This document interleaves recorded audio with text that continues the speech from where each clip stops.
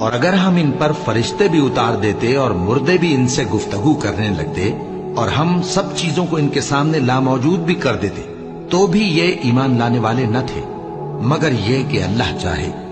بات یہ ہے کہ یہ اکثر نادان ہے۔ اور اسی طرح ہم نے شیطان سیرت انسانوں اور جنوں کو ہر پیغمبر کا دشمن بنا دیا تھا۔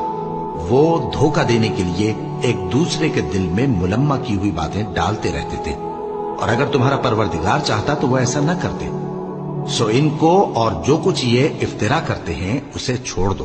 اور وہ ایسے کام اس لیے بھی کرتے تھے کہ جو لوگ آخرت پر ایمان نہیں رکھتے ان کے دل ان کی باتوں پر مائل ہوں اور وہ انہیں پسند کریں، اور جو کام وہ کرتے تھے وہی کرنے لگے۔ کہو کیا میں اللہ کے سوا اور منصف تلاش کروں، حالانکہ اس نے تمہاری طرف صاف مضامین والی کتاب بھیجی ہے، اور جن لوگوں کو ہم نے کتاب یعنی تورات دی ہے وہ جانتے ہیں کہ یہ تمہارے پروردگار کی طرف سے برحق نازل ہوئی ہے۔